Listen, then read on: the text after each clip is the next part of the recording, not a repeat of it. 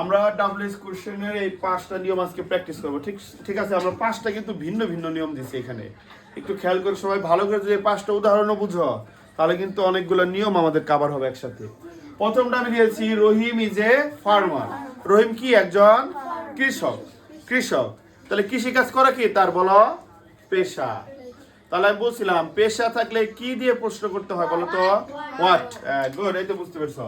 তাহলে ফার্মারের পরিবর্তে আমরা প্রথমে কি লিখবো? হোয়াট। তারপরে কি ডু ডাজ ডিড বসবে? না, বসবে না। কেন? কারণ এই ইজ আছে। আমরা পড়েছিলাম যদি am is are was were shall will may এইগুলো বাক্যে থাকে তখন আর ডু ডাজ ডিড বসে না, মানে এইগুলোই বসবে। তাহলে হোয়াট এর পর ইজ আছে, তাহলে আমরা ইজ লিখি হোয়াট ইজ। তারপর রহিম আছে, রহিমই লিখবো, কারণ কোনো ব্যক্তির নাম সবসময় বড় হাতের হয়, এ আর আমরা লিখবো না। তাহলে আবার শেষে কি দিব বলো? প্রশ্নবোধক চিহ্ন। আগেই বলছিলাম যখন আমরা ডাব্লিউএস কোশ্চেন করব অবশ্যই বাক্যের শেষে কি দিতে হবে? প্রশ্নবোধক চিহ্ন দিতে হবে। বুঝতে পেরেছো এটা? তাহলে 2 নম্বরটা পড়ি সবাই। পড়ো তো। He goes to school at 9 AM, মানে সে কয়টার সময় স্কুলে যায়? জান্নাত এদিকে, সে কয়টার সময় স্কুলে যায় বলো? 9টায়। তাহলে 9 AM কি একটা? জান্নাত বলো।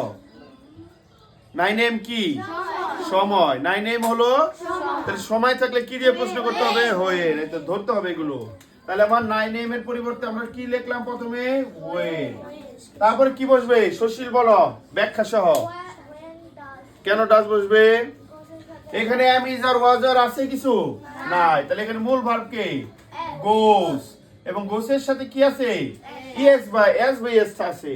তাহলে আমরা বলছিলাম যদি ভার্বের সাথে এস বি এস থাকে তাহলে কি হবে? ডাজ হবে। আর যদি এস বি এস না থাকতো তাহলে কি হইতো? ডু হইতো। তাহলে কি হইতো? ডু হইতো। যেহেতু এস বি এস আছে তাহলে আমরা ডাজ দিব। তাহলে হোয়েন ডাজ, তাহলে এখানে সাবজেক্ট কে? তারপর প্রথম থেকে আমরা লেখা যাবো একবারে। হোয়েন ডাজ হি আছে তাহলে হি লিখবো। এখানে এই ছোট হাতের হবে। হি গোস হবে নাকি গো হবে? গো হবে, কারণ এটা ইয়েস আমরা একবার লিখে ফেলছি না। হোয়েন ডাজ হি গো, তারপর যা আছে তাই লেখো টু স্কুল। 9 AM কি হবে? না, কারণ 9 AM কে তো আমরা প্রশ্নই করলাম, যেটার নিচে দাগ দেওয়া থাকবে সেটা আর আমরা লিখবো না, ঠিক না প্রশ্ন করার সময়। এবং অ্যাট হলো সময়ের আগে বসতে এবং অ্যাট বসানোর দরকার নেই। তাহলে when does he go to school. বুঝতে পেরেছো? রিনা এদিকে তাকাও। তারপরটা পড়ো সবাই। দ্য স্কাই ইজ বিউটিফুল, তাহলে আকাশটা কেমন? সুন্দর।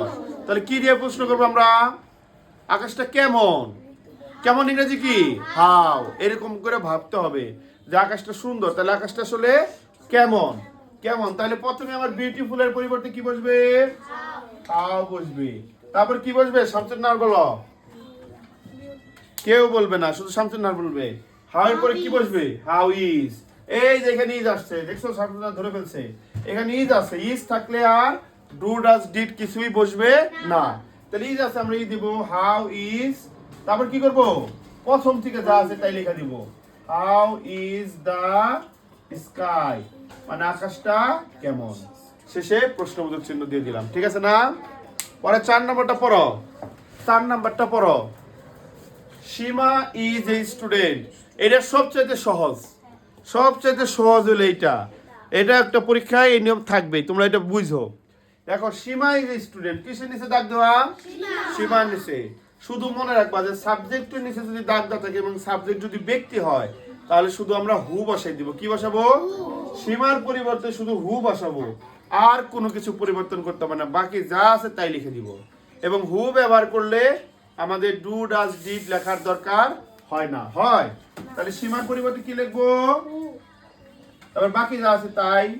Who is a student. Who is a student. হ্যাঁ, শেষে কি হবে? প্রশ্নবোধক চিহ্ন হবে। শেষে কি হবে? প্রশ্নবোধক চিহ্ন হবে। And the last one. Last one বলো আই গো টু মার্কেট। এখানে একটা নিয়ম আছে, সবগুলোর ভিতরে কিন্তু একটা ভিন্ন ভিন্ন নিয়ম আছে, এই জন্য আমি বেছে বেছে 5টা বাক্য দিছি। লাস্টটা কি? I go to market. মার্কেটের নিচে দাগ দাও। মার্কেট দ্বারা কি বোঝায়? জায়গা বোঝায়। মার্কেট দ্বারা কি বোঝায়? জায়গা থাকলে আমরা কি দিয়ে প্রশ্ন করব? ওয়ার। তাহলে মার্কেটের পরিবর্তে কি দিব? ওয়ার। তারপর এখানে ভার্ব কে? গো। ভার্বের সাথে কি এসবিএস কোনো কিছু আছে? তাহলে কি হবে প্রশ্নের সময়? ডিড হবে কেন? ডু হবে, ডু হবে। আমি বারবার বলছিলাম যখন ভার্ব প্রেজেন্ট ফর্মে থাকবে তখন আমরা কি ব্যবহার করব? ডু। অথবা আমরা সব সময় মনে রাখবো যে ভার্ব সব সময় ভার্বের যাই থাক মানে ডাব্লিউএস ওয়ার্ডের পরে সবসময় আমরা ডুই ব্যবহার করব। কি ব্যবহার করব? কিন্তু ডাজ ব্যবহার করব কখন? যখন ভার্বের সাথে এস বাই এস থাকবে। তাহলে ভার্বের সাথে কি এসবিএস আছে? নাই। তাহলে কি ব্যবহার করব? ডু। আর ডিড ব্যবহার করতাম পাস্টে থাকলে, কিন্তু এই উদাহরণ আমরা এখন দেই নাই। যেহেতু ভার্বের সাথে এসবিএস নাই তাহলে আমরা কি ব্যবহার করব? Where do. এইখানে আরেকটা নিয়ম আছে, এখানে সাবজেক্ট কে বলো তো? তাহলে আমি নিজেকে নিজে প্রশ্ন করতে পারি না, এই জন্য সাবজেক্ট যখন আই আর উই থাকে তখন প্রশ্ন করার সময় ইউ হয়ে যায়। কি হয়ে যায়? এইটুকু মনে রাখতে হবে। কি বলো? কি বলছি? সাবজেক্ট যখন কে থাকবে? আই আর উই থাকবে, তখন প্রশ্ন করার সময় সেটা কি হয়ে যাবে? ইউ। তাহলে হোয়ার ডু ইউ গো, মানে তুমি কোথায় যাও। এটা শুধু কখন প্রযোজ্য হবে? যখন সাবজেক্ট কে থাকবে? আই থাকবে বা উই থাকবে। বুঝতে পেরেছো সবাই? ঠিক আছে, ধন্যবাদ। সবাই উঠাও এবার সুন্দর করে।